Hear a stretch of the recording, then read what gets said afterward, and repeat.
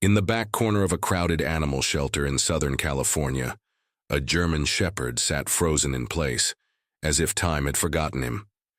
His name, at least the one temporarily given to him by the medical team, was Shadow. But to the staff, he was simply the one who won't move. While other dogs barked, wagged, and leapt up at kennel doors, Shadow pressed himself into the furthest edge of his cage, as if trying to disappear into the concrete itself. He had been found alone, on an abandoned property, surviving off a leaking garden hose and whatever scraps he could scavenge. The collar around his neck had embedded into his skin as he grew, and by the time animal control arrived, it had to be surgically removed. His body was gaunt, riddled with untreated wounds, hookworms, pressure sores. But it was his eyes that told the real story, eyes that avoided human contact, that flinched from kindness as if it burned. And yet every day people walked past his kennel. Families, couples, volunteers. Some paused, drawn in by the haunting stillness. Most didn't. He's too far gone, they'd say, or he needs someone who knows what they're doing. At Riverside County Animal Shelter, where resources were stretched to the limit, and the list of unadopted dogs grew longer by the week, it was hard not to think the same. In July 2021, the shelter was already operating over capacity. The pandemic had driven surrender numbers to unprecedented highs, and the euthanasia list had 15 names on it that week alone. For Marlene Gutierrez, the shelter's director, Shadow was just one more hard case in an endless stream of them. "We have no space," she told the intake officer grimly. But even as she said it, her eyes lingered on the trembling shepherd. There was something about him, some thread of life still buried deep beneath the fear. Despite their best efforts, no one could reach him, not even Kelsey, the shelter's behavioral specialist who'd worked miracles with trauma cases before. Shadow refused food if anyone was nearby. He wouldn't make eye contact, wouldn't come to the front of the kennel, wouldn't even move if approached. It was as if his spirit had curled up and left his body behind. Until one afternoon, something unusual happened. Instead of trying to coax him with treats or toys, Kelsey sat on the cold floor outside his kennel, opened a paperback novel, and began to read aloud, not to him exactly, but near him. Her voice was soft, steady, unobtrusive. For nearly an hour she read, and when she stood to leave, she saw something she hadn't seen before. Shadow's eyes were on her. For the first time since his arrival, he was watching, not fleeing. A flicker, a spark, barely there, but enough to make Kelsey whisper urgently to Marlene, "I need 48 more hours. I think there's still someone in there." She had no idea how right she was, because the next morning a woman named Claire Winslow would walk through the shelter doors. She wasn't looking for a dog. She wasn't even planning to stay. But her arrival would unravel everything the staff thought they knew about healing, about connection, and about the strange, invisible threads that sometimes pull broken souls back together. And Shadow, the dog who wouldn't move, was about to take his first step forward.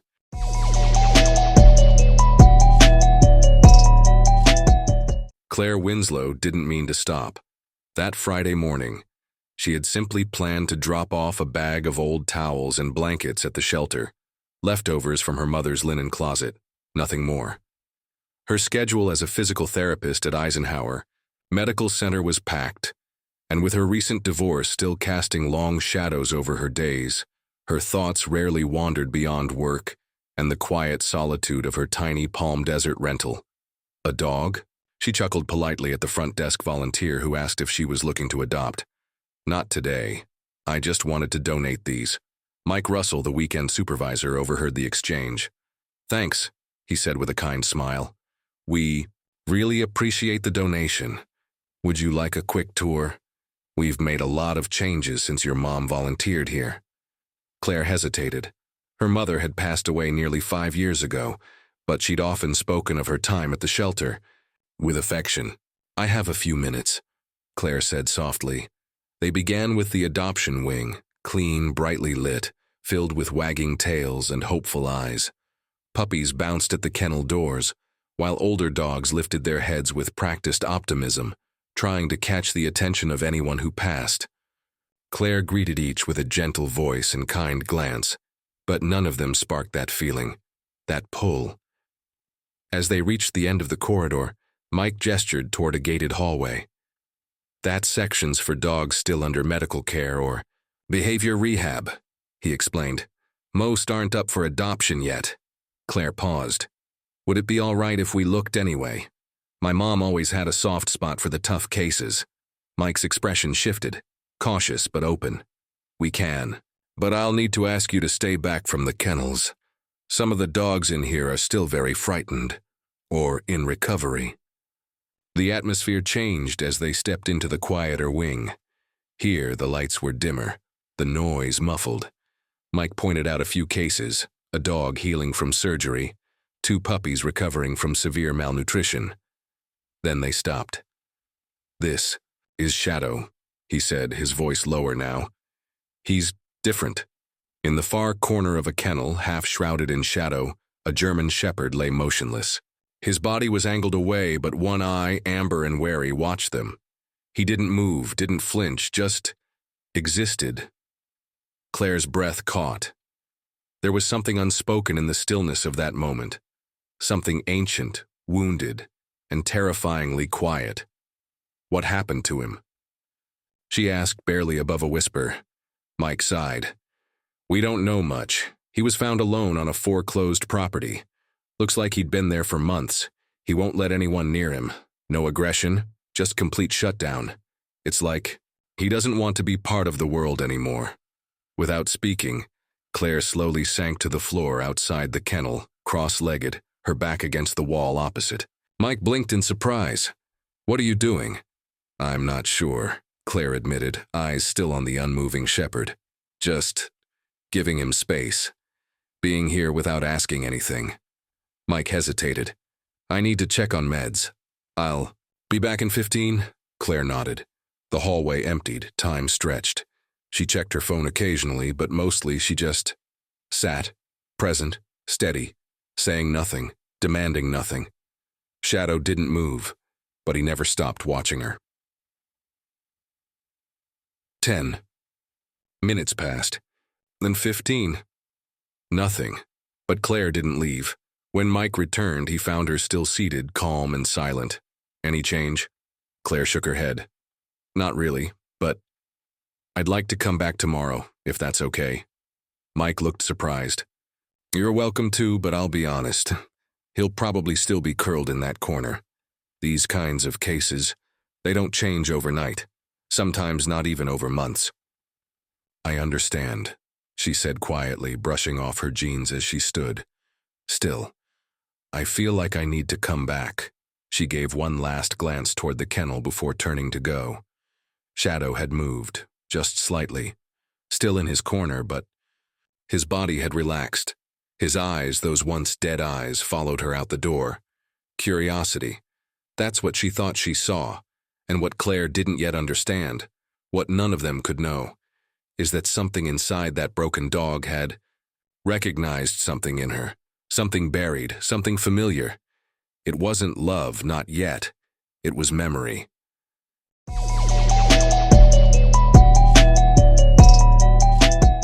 Claire didn't sleep much that night.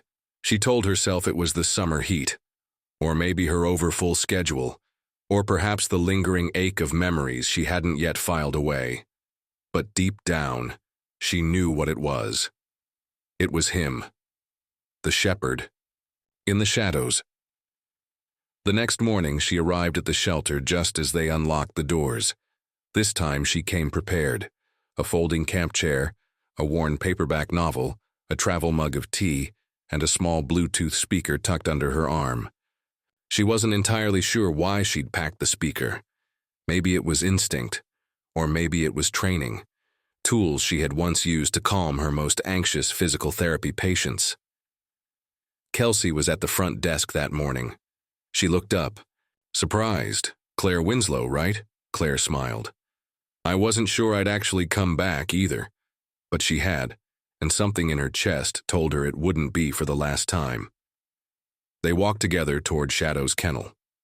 The German shepherd was in his usual position, pressed into the farthest corner, body rigid, eyes half-lidded with caution. Then something shifted. His ears twitched, his eyes lifted. He looked directly at her. "Interesting," Kelsey murmured, her professional instincts sparking.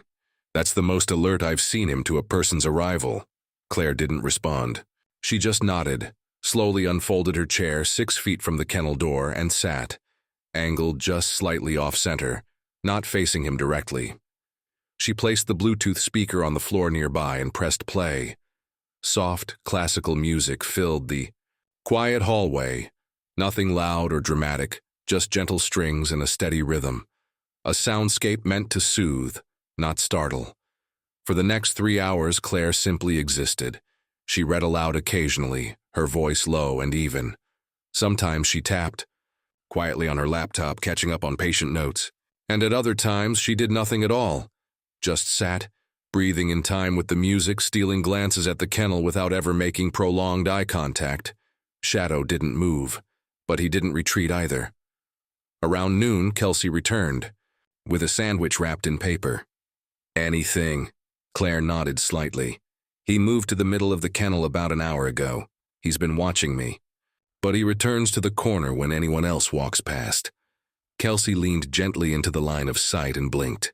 "That's progress. That's real." It wasn't dramatic. It wasn't the kind of change you could catch in a snapshot. But it was movement. And in the world of trauma recovery, canine or human, movement meant everything. Claire stayed until closing. She returned the next day, and the next. By day 4, Shadow no longer waited in the corner for her to leave. He now remained in the center of his kennel, watching her set up with a strange intensity, like he was trying to remember something, like he was trying to believe. By day 7, he began to shift his weight when she spoke his name. By day 10, something happened that made Marlene Gutierrez, stoic, seasoned, seen-it-all shelter director, tear up behind her clipboard. Shadow took a treat from Claire's hand. Not thrown, not placed on the floor. From her hand. A trembling step forward. A soft crunch. A moment that hung in the air like the first note of a symphony. "Okay," Marlene said, her voice thick with restrained emotion. "We need to start thinking about next steps." She looked at Claire.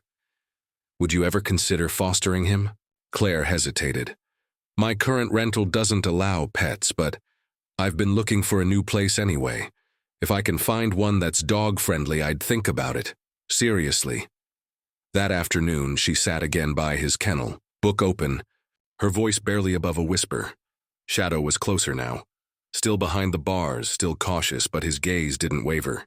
He watched her with that same penetrating look, like he saw through skin and voice and cloth into the parts of her she didn't usually share. Then, her phone buzzed. It was Dr. Nathan Wells, a neurologist she occasionally consulted with. "Claire," he said, "we've got a special request. Veteran with a traumatic brain injury and PTSD. He won't come to the hospital. The VA approved home-based care. Are you available for home visits 3 times a week?" Claire glanced at Shadow, then back at her screen. "What's the address?" She scheduled the first appointment for early morning. That way she could still make it to the shelter afterward. As she left that day, Shadow followed her movements with his eyes. And just before she stepped out of view, he did something no one had seen before. He let out a sound. Not a bark. Not a whine, a low, questioning woof. It was the smallest of gestures, but it carried the weight of 100 unspoken words.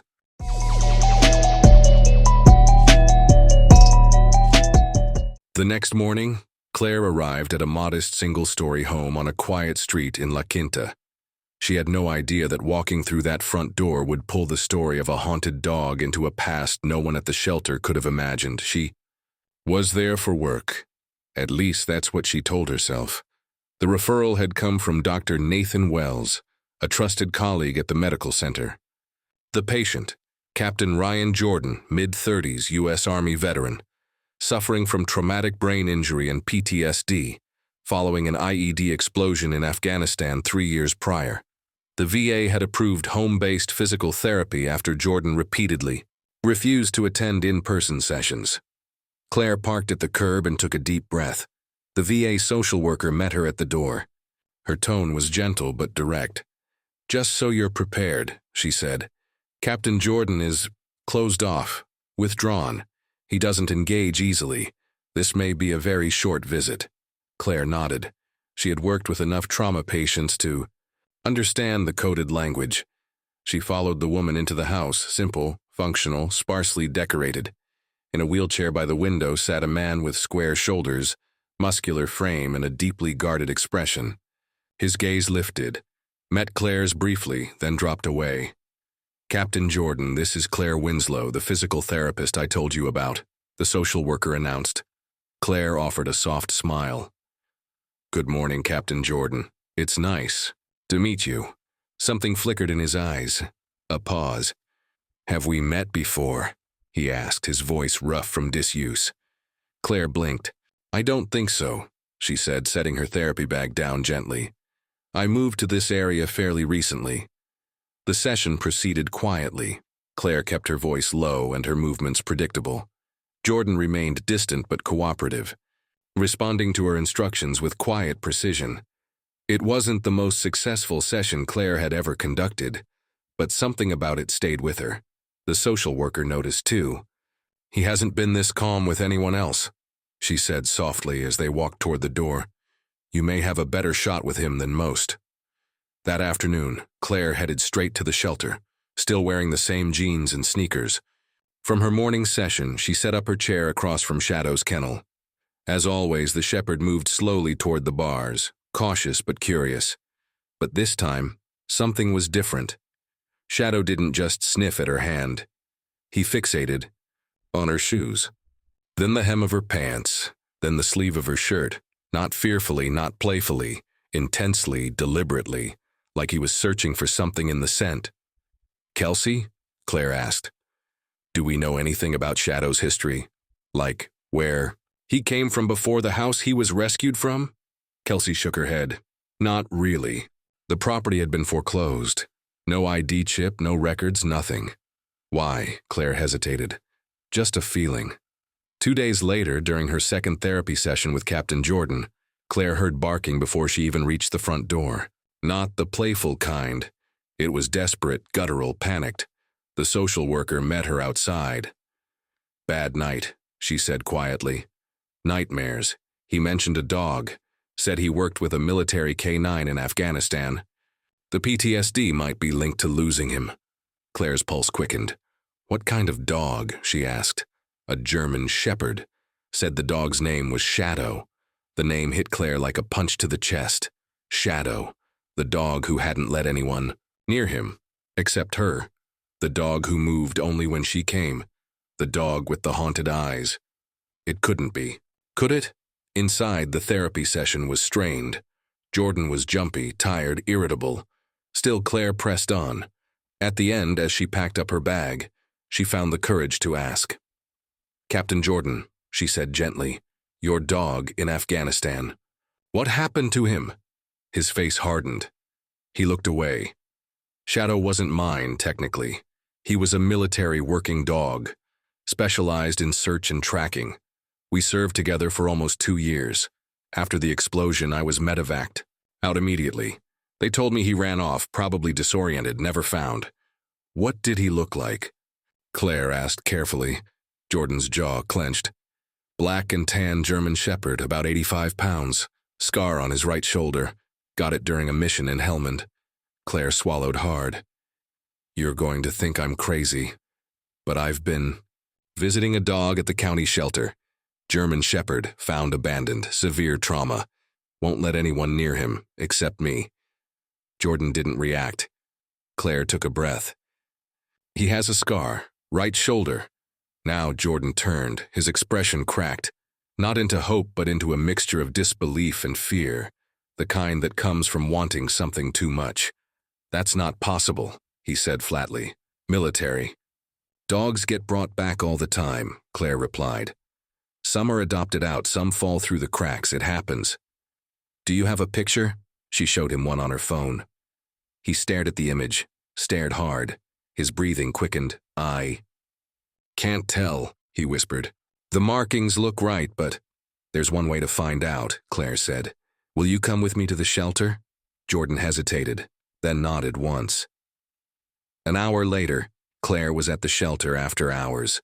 Marlene had agreed to a private visit.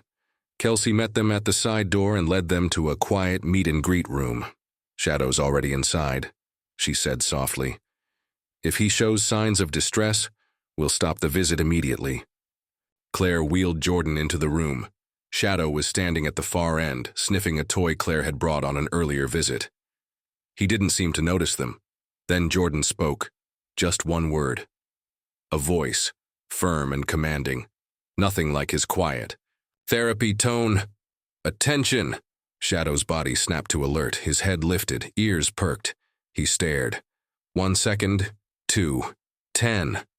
Then Jordan said, his voice trembling, Shadow, come. The room held its breath, and the dog, who wouldn't move for weeks, launched forward.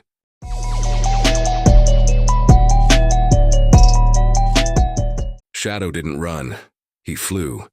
His legs barely seemed to touch the ground as he surged across the room, a blur of fur and motion and memory.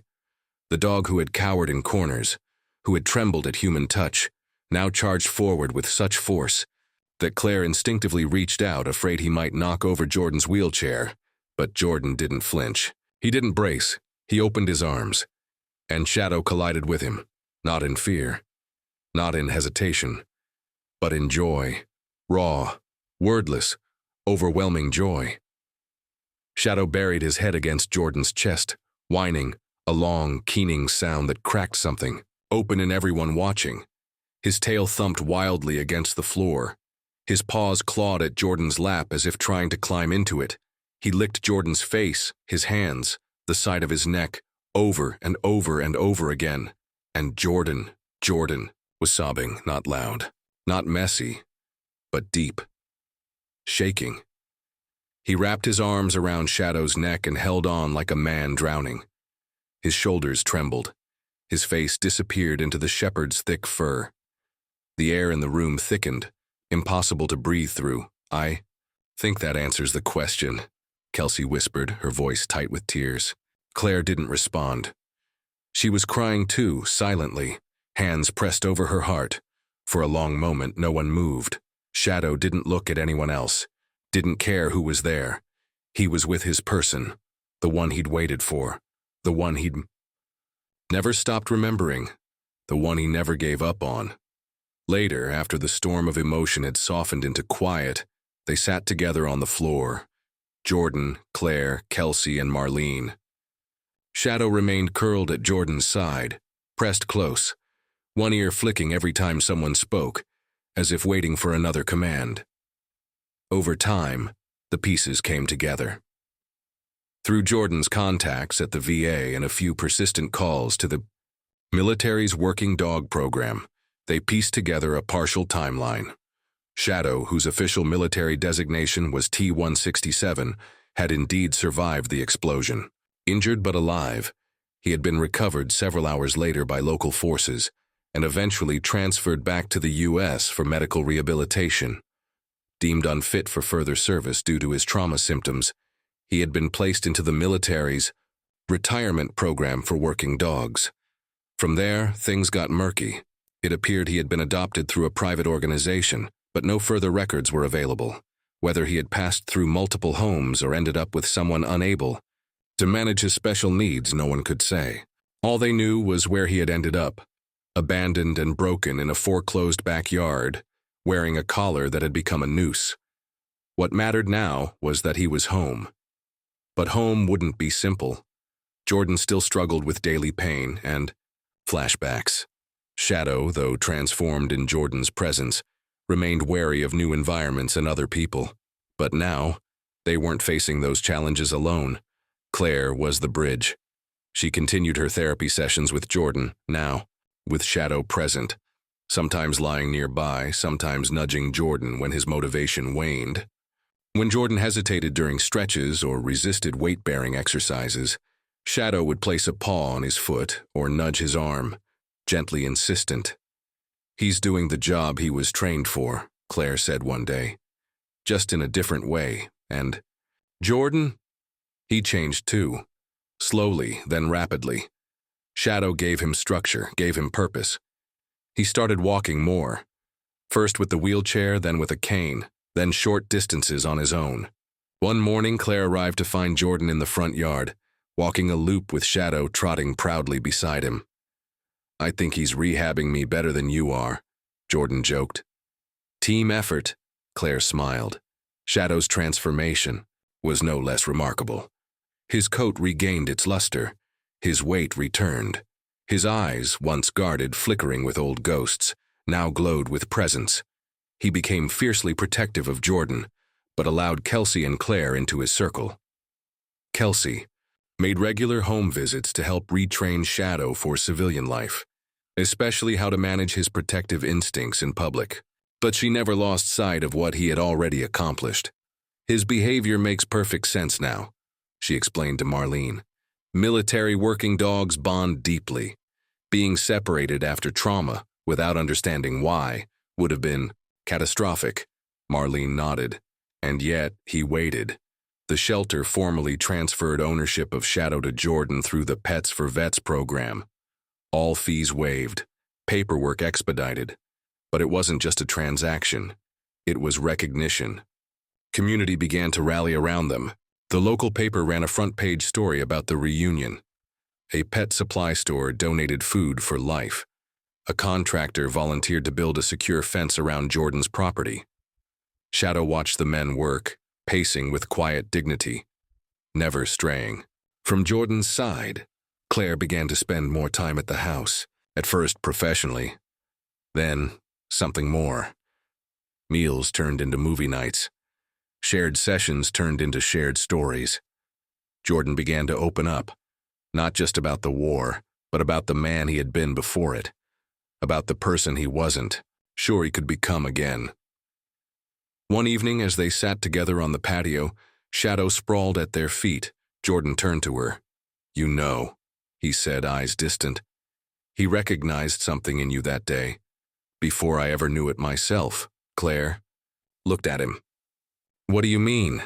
"I don't know. Maybe it was your voice or your presence, but whatever it was, it got through to him. You found him before I did." She reached down to stroke Shadow's fur. "Maybe we found each other." Shadow lifted his head, gave a soft woof. The dog who once had no voice had finally found it again. Through love, through memory, through the quiet miracle of reunion.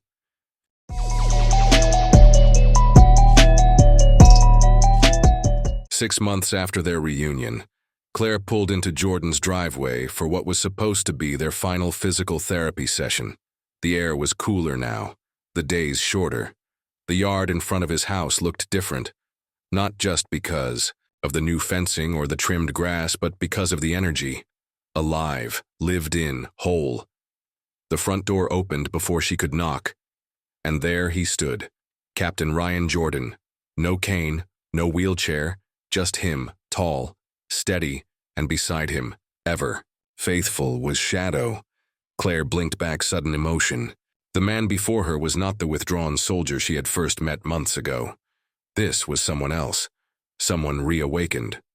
Shadow's ears perked as she stepped closer, tail thumping softly. "Ready for your final evaluation?"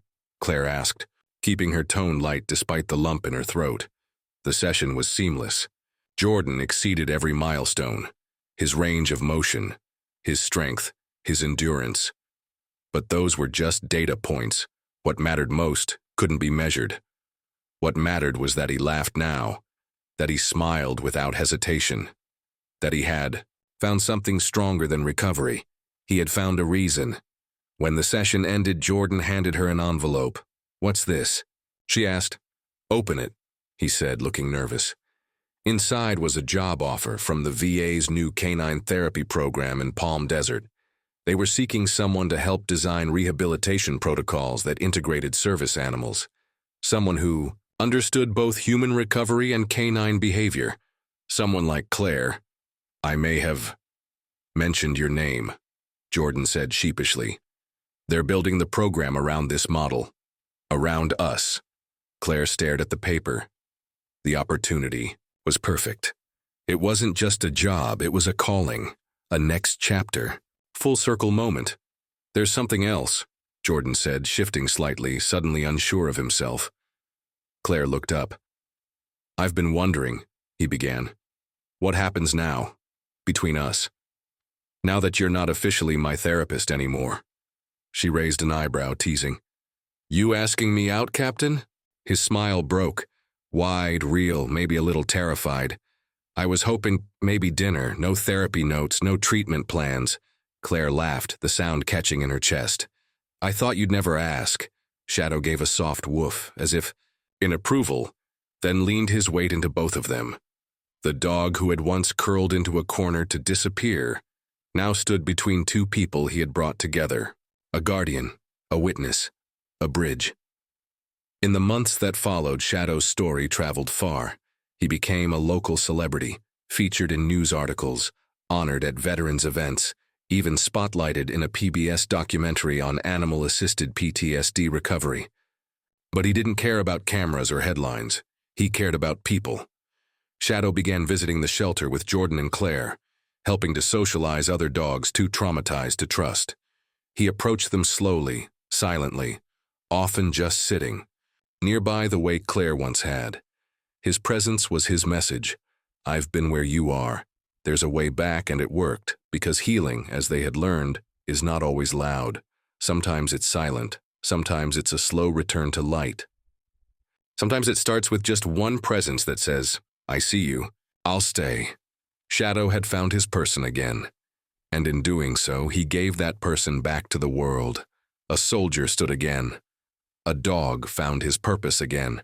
And a woman who never meant to stay became the beating heart that bound them together.